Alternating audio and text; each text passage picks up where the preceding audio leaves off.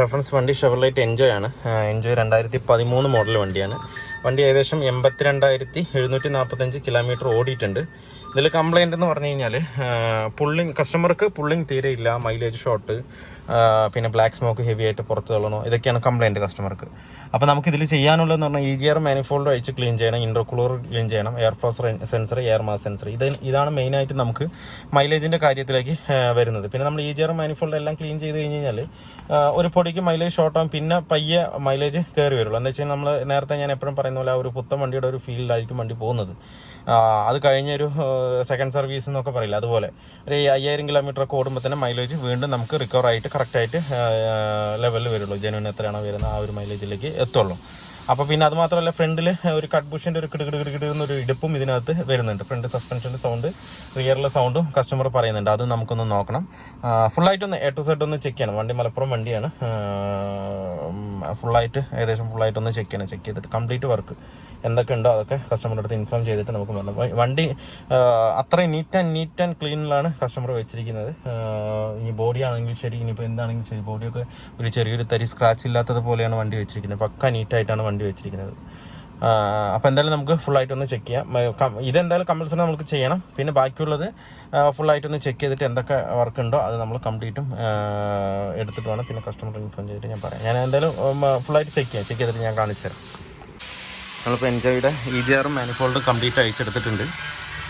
അത്യാവശ്യം ബ്ലോക്ക് ഉണ്ട് അതിനകത്ത്. ഇപ്പോൾ കെമിക്കൽ ഇട്ടിരിക്കുകയാണ്, ക്ലീൻ ചെയ്യാനായിട്ട് കെമിക്കൽ ഇട്ടിട്ടുണ്ട്. അത്യാവശ്യം നല്ലപോലെ തന്നെ അതിനകത്ത് ബ്ലോക്ക് ഉണ്ട്. നമുക്കതിൽ നമ്മൾ ഇനിയിപ്പോൾ ക്ലീൻ ചെയ്തെടുക്കാം. അതുപോലെ തന്നെ നമുക്ക് ഇനിയിപ്പോൾ ഇതിൻ്റെ ഡീസൽ ഫിൽറ്റർ മാറണം. കയറ്റുമ്പോൾ ഡീസൽ ഫിൽറ്റർ കാര്യങ്ങളൊക്കെ മാറ്റിയിട്ട് വേണം നോക്കാം. ഇതിൻ്റെ EGR മാനിഫോൾഡ് എല്ലാം ക്ലീൻ ചെയ്ത് ക്ലീൻ ചെയ്ത് തിരിച്ച് കയറ്റിയിട്ടുണ്ട്. അതുപോലെ തന്നെ ഡീസൽ ഫിൽറ്ററും ഇതിനകത്ത് നമ്മൾ മാറ്റിയിട്ടുണ്ട്. പക്ക കംപ്ലൈൻ്റ് ആയിരുന്നു, എന്താ പറയുക, ബ്ലോക്കായിരുന്നു ഡീസൽ ഫിൽറ്റർ. അതുപോലെ തന്നെ EGR കംപ്ലീറ്റ് ആയിട്ട് നമ്മൾ ചെയ്തിട്ടുണ്ട്. ഇതാണിതിൽ പഴയ ഡീസൽ ഫിൽറ്റർ ഉണ്ടായിരുന്നത്. ഏകദേശം നല്ല വെയിറ്റ് ഉണ്ട് ഇപ്പം. അത് മാത്രമല്ല മൊത്തം ചളി കളറായിട്ടുണ്ട് ഇതിനകത്ത്. ഇങ്ങനെ വരുമ്പോൾ നമുക്ക് ഒട്ടും തന്നെ ഡീസലിൻ്റെ സർക്കുലേഷൻ കറക്റ്റായിട്ട് കിട്ടില്ല, കറക്റ്റ് റീഡിങ്ങിൽ നമുക്ക് ഇതാവില്ല. അതുമാത്രമല്ല ഇതിൽ കൂടെ ഫിൽറ്റർ ചെയ്ത് വരികയാണെന്നുണ്ടെങ്കിൽ ഇതിൻ്റെ മണ്ണും പൊടികളെല്ലാം നോസിലേക്ക് കയറി കഴിഞ്ഞ് കഴിഞ്ഞാൽ നോസിനും ഫുള്ളായിട്ട് കംപ്ലൈൻ്റ് ആകാൻ സാധ്യത കൂടുതലാണ്. നമ്മൾ ഡീസൽ ഫിൽറ്റർ മാറിയിട്ടുണ്ട് ഇതിനകത്ത്. ഇനിയിപ്പോൾ എയർ ഫിൽറ്ററും കാര്യങ്ങളും ബാക്കിയുള്ള കാര്യങ്ങളും കൂടെ ഒന്ന് ചെക്ക് ചെയ്ത് നോക്കാം. നമ്മുടെ എൻജോയുടെ വർക്ക് ഏകദേശം ഫുള്ളി കംപ്ലീറ്റ് ആയിട്ടുണ്ട്. ഇനിയിപ്പോൾ കുറച്ച് വർക്ക് പെൻഡിങ് കൂടെ ഉണ്ട്. ഇതിലിപ്പോൾ നമ്മൾ പിന്നെ നോക്കിയതിൽ ഇതിൻ്റെ എയർ ഫിൽറ്ററിൻ്റെ അവിടെ വരുന്ന ഈ ട്യൂബ് കട്ടായി കിടക്കുകയാണ്, കണ്ടല്ലേ. ഈ ട്യൂബ് കട്ടാവുമ്പോൾ കസ്റ്റമർക്ക് മൈലേജ് നല്ലോണം ഷോർട്ട് ഉണ്ടെന്ന് പറയുന്നുണ്ട്. 10ൻ്റെ താഴെയൊക്കെ വരുന്നുണ്ടെന്നാണ് പറയുന്നത്. അപ്പോൾ അതിനൊക്കെ കാരണം ഇങ്ങനെയുള്ള കാരണങ്ങളൊക്കെ വരും. കാരണം എന്താ വെച്ച് കഴിഞ്ഞാൽ ഇതിങ്ങനെ പൊട്ടിക്കഴിഞ്ഞ് കഴിഞ്ഞാൽ ഇത് എയർ ഫിൽറ്റർ ഇത് തുറന്ന ഭാഗമാണ്. ഇതിൽ ചെറിയൊരു അടപ്പ് പോലെ ഉണ്ടാകുന്നത് വെച്ച് കഴിഞ്ഞാൽ എയർ ഫിൽറ്റർ നിന്ന് വലിക്കുന്നതും പുറമേ നിന്ന് വലിക്കുന്നതിന് ചെറിയൊരു വാക്കത്തിൻ്റെ ഒരു വ്യത്യാസം വരും. അപ്പോൾ ഇതിങ്ങനെ പൊട്ടി നിൽക്കുന്നത് കൊണ്ട് പെട്ടെന്ന് വലിക്കുന്ന എയർ ഇതിൽ കൂടെ തന്നെ വലിക്കുള്ളൂ ഉള്ളിലേക്ക്. ടർബോൻ്റെ ഉള്ളിലേക്ക് വലിക്കുന്ന എയർ ഇതിൽ കൂടെ വലിക്കുള്ളൂ, ഇതിൽ കൂടെ വരില്ല. അങ്ങനെ വരാത്ത പക്ഷം എയർ മാസ് സെൻസറിൽ റീഡ് ചെയ്യുന്ന എയറിൻ്റെ റീഡിങ് വ്യത്യാസം വരും. അത് വ്യത്യാസം വന്നു കഴിഞ്ഞ് കഴിഞ്ഞാൽ ഈ എയർ ഫ്ലോ സെൻസറും എയർ മാസ് സെൻസറിൻ്റെയും റീഡിങ് അനുസരിച്ചിട്ടാണ് ഇതിൻ്റെ നോസിലേക്ക് ഡീസൽ സപ്ലൈ ചെയ്യുന്നതും ബാക്കിയുള്ള വർക്കിംഗ് ഒക്കെ നടക്കുന്നതൊക്കെ ഈ ഒരു സെൻസേഷൻ മുഖാന്തരമാണ് നടക്കുന്നത്. അപ്പോൾ ഇവിടെ എയർ കറക്റ്റായിട്ട് വന്നില്ലെങ്കിൽ ഇതിൽ കൂടെ കയറി കഴിഞ്ഞ് കഴിഞ്ഞാൽ ഇവിടെ നിന്ന് വരുന്ന എയറിൻ്റെ അളവിൻ്റെ വ്യത്യാസം നല്ലോണം വരും. അങ്ങനെ വരുമ്പോൾ മൊത്തത്തിൽ കാൽക്കുലേഷൻ തെറ്റി മൈലേജ് ഇങ്ങനെയൊക്കെ കിടക്കും. ഒന്ന് നമുക്ക് കറക്റ്റായിട്ട് അറിയില്ല, പുള്ളിങ് കറക്റ്റ് ആവില്ല, അങ്ങനെയുള്ള ഒരുപാട് പ്രശ്നങ്ങൾ അതിനകത്ത് വരും. അപ്പോൾ ഈ പൈപ്പ് നമ്മൾ എടുത്തിട്ടുണ്ട്. ഇതാണ് ഒരു പൈപ്പ്, ഞാൻ ഇപ്പോൾ ഓപ്പൺ ചെയ്തിട്ടില്ല. ഇതിൻ്റെ പൈപ്പ് ഉണ്ട്, അതുപോലെ കട്ട് ബുഷ് ഇതിനകത്തുണ്ട്. നമുക്കിനി ആ 2 വർക്കാണ് ഇതിനകത്ത് പെൻഡിങ് ഉള്ളത്. കട്ട് ബുഷും മാറണം, അതുപോലെ തന്നെ ഇതിൻ്റെ പൈപ്പ് ഹോസ് സെറ്റ് കംപ്ലീറ്റ് മാറിയിട്ട് ഒന്ന് റെഡിയാക്കിയിട്ടുണ്ട്. ഡീസൽ ഫിൽറ്റർ കാര്യങ്ങളെല്ലാം മാറ്റി എല്ലാം സെറ്റാക്കിയിട്ടുണ്ട്.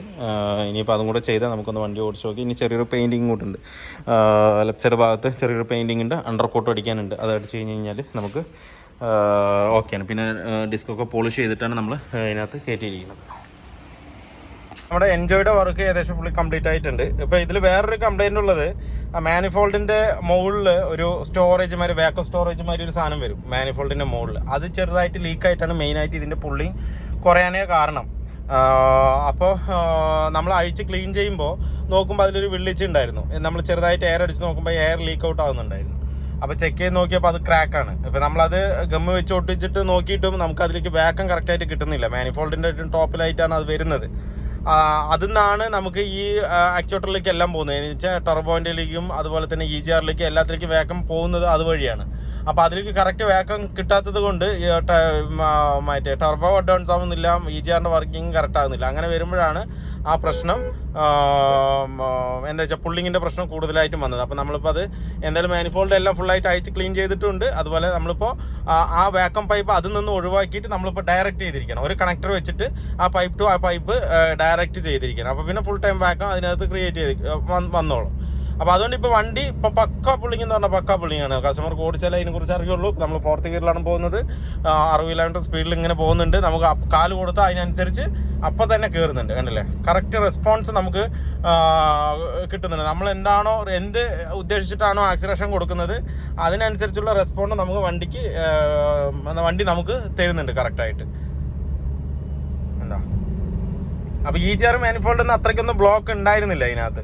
നമ്മൾ അഴിച്ച് ക്ലീൻ ചെയ്ത് അപ്പോഴാണ് കൂടുതലായിട്ട് നമ്മൾ ഈ വാക്കത്തിൻ്റെ കാര്യം ചെക്ക് ചെയ്യാൻ പോയത്. ആ ചെക്ക് ചെയ്തപ്പോഴാണ് അതിൽ ലീക്ക് ഔട്ട് ആകുന്നുണ്ട്. എന്ന് വെച്ചാൽ നമ്മൾക്ക് ആ വാക്കം അതിൽ സ്റ്റില്ലായിട്ട് നിൽക്കുന്നില്ല, ലീക്ക് ഔട്ടായിട്ട് പോയിരിക്കണം. അപ്പം മാനിഫോൾഡ് മാറ്റേണ്ട അവസ്ഥയാണ്. പക്ഷേ മാനിഫോൾഡ് മാറ്റിയില്ല.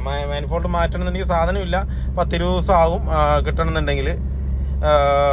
അപ്പോൾ അതുകൊണ്ട് നമ്മൾ മാനിഫോൾഡ് മാറ്റാതെ ഡയറക്റ്റ് ചെയ്ത് വിട്ടു. അതുകൊണ്ട് കുഴപ്പമൊന്നുമില്ല. അതേ വർക്കിംഗ് പ്രൊസീജിയർ തന്നെ ഇത്. അത് കമ്പനിയിൽ വരുന്ന മാനിഫോൾഡിലൂടെ അങ്ങനെ വരുന്നു മാത്രം. ഇതെന്ന് പറഞ്ഞാൽ നമ്മളത് ഡയറക്റ്റ് ചെയ്ത് വിട്ടെന്ന് മാത്രം. അതുകൊണ്ട് യാതൊരുവിധ ബുദ്ധിമുട്ടോ പ്രശ്നങ്ങളോ ഒന്നുമില്ല. പക്കയായിട്ട് എല്ലാ വർക്കിങ്ങും പക്കയായിരിക്കും. അപ്പോൾ അത്യാവശ്യം നല്ല പുള്ളിങ് ഉണ്ട്. പിന്നെ അതുപോലെ നമ്മൾ ഫ്രണ്ടിൽ കട്ട് പുഷ് മാറിയിട്ടുണ്ട്. ആ കട്ട് പുഷ് മാറിയപ്പോൾ ആ ഫ്രണ്ടിലൊരു കുടുകുടു സൗണ്ട് പൂർണ്ണമായിട്ട് പോയിട്ടുണ്ട്. പിന്നെ ബ്രേക്ക് എഫിഷ്യൻസി ഇത്തിരി കുറവാണ്. എന്താ വെച്ചാൽ ബ്രേക്ക് ഡിസ്ക് ഒക്കെ പോളിഷ് ചെയ്താണ്. അപ്പോൾ അതുകൊണ്ട് ചവിട്ടുമ്പോൾ ഇത്തിരി നമ്മൾ ശ്രദ്ധിച്ച് വേണം നോക്കിയിട്ട് ചവിട്ടണം. എന്ന് വെച്ച് കഴിഞ്ഞാൽ ക്ലീൻ ചെയ്തിട്ടതിൻ്റെ അപ്പോൾ കുറച്ച് ഓടിക്കഴിഞ്ഞാൽ അത് കറക്റ്റ് ആയിക്കോളും. പിന്നെ ഒന്ന് ബ്ലീഡ് ചെയ്യാനുണ്ട്. എയർ എടുത്ത് വിട്ട് കഴിഞ്ഞാൽ ഒന്നുകൂടെ ഫ്രീ ആവും ഇതിനകത്ത് ബ്രേക്കിൻ്റെ. അപ്പോൾ വീഡിയോ എല്ലാവർക്കും ഇഷ്ടമാണെന്ന് ലൈക്ക് ചെയ്യുക, ഷെയർ ചെയ്യുക, അതുപോലെ തന്നെ സബ്സ്ക്രൈബ് ചെയ്യാതെയാണ് വീഡിയോ കാണുന്നതെങ്കിൽ ഒന്ന് സബ്സ്ക്രൈബ് ചെയ്ത് സപ്പോർട്ട് ചെയ്യുക. അപ്പോൾ മറ്റൊരു വീഡിയോയിൽ കാണുന്നവരെ എല്ലാവർക്കും ബൈ.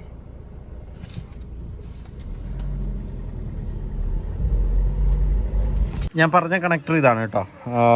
ഇനിയിപ്പോൾ ഞാൻ അങ്ങനെ പറഞ്ഞുകൊണ്ട് നിങ്ങൾക്ക് കറക്റ്റായി അറിയില്ല, അതുകൊണ്ട് അറിയാൻ വേണ്ടി കാണിച്ചു തന്നാണ്. ഇതാണ് മാനിഫോൾഡ് വരുന്നത്. മാനിഫോൾഡിൻ്റെ മുകളിൽ ഒരു കവർ മാതിരി ഒരു സാധനമുണ്ട്. ഇത് ഒരു വാക്കത്തിൻ്റെ ഒരു ടാങ്ക് മാതിരിയാണ് ഈ സാധനം. എന്ന് വെച്ച് കഴിഞ്ഞാൽ നമ്മൾ അവിടെ നിന്ന് ഉണ്ടാകുന്ന വാക്കം നേരെ ഇവിടെ ഈ ഒരു ഹോസ് ഉണ്ട്, അതിൽ കൂടെ ക്രിയേറ്റ് ചെയ്തിട്ട് ഇത് ഇപ്പുറത്തൂടെ വരും. ഇപ്പുറത്തൂടെ പുറത്തേക്ക് നമുക്കത് വാക്കം എടുക്കാൻ പറ്റും. അങ്ങനെയാണ് ഇതിനകത്ത് വരുന്നത്. അപ്പോൾ ഇത് ഈ സൈഡ് മൊത്തം ഒരു ജോയിൻ്റാണ്. ഇതണ്ട, ഈ ജോയിൻറ്റിൽ കൂടെയാണ് ലീക്ക് ആകുന്നത്. നമ്മളത് ഗ്ലൂ വെച്ച് ഒട്ടിയെങ്കിലും അത് കറക്റ്റായിട്ട് അവിടെ സ്റ്റില്ലല്ല, അതിൽ കൂടെ ലീക്ക് ഔട്ട് ആകുന്നുണ്ട്. വാക്കം ആയതുകൊണ്ട് നമുക്ക് കറക്റ്റ് വാക്കം കിട്ടിയില്ലെങ്കിൽ ബുദ്ധിമുട്ടാണ്. അപ്പോൾ ഇതിന്ന് വാക്കം എടുത്തിട്ട് ഇതിൽ കൂടെ ഔട്ടാകുന്നു. ഈ ഒരു വർക്കിംഗ് മാത്രമേ ഇതിനകത്തുള്ളൂ, വേറെ ഒന്നുമില്ല. അപ്പോൾ അതിന് നമ്മൾ ഈ 2 പൈപ്പാണ് വരുന്നത്. ഈ പൈപ്പ് ഇവിടെയും വരും, ഇതിൻ്റെ പൈപ്പ് ഇവിടെയും വരും. ആ 2 പൈപ്പിനെ ഒരു കണക്ടർ വെച്ചിട്ട് ജോയിൻ ചെയ്ത് ഡയറക്റ്റ് ആക്കി, അത്രയോ ചെയ്തിട്ടുള്ളൂ. അതാണ് ഇതിൻ്റെ മെയിൻ കംപ്ലൈൻറ്റ് തന്നെ. അപ്പോൾ നമ്മൾ ക്ലിയർ ആക്കിയിട്ട് അത് ചെയ്തിട്ടുണ്ട്. ഇതാണ് ആ കണക്ടർ.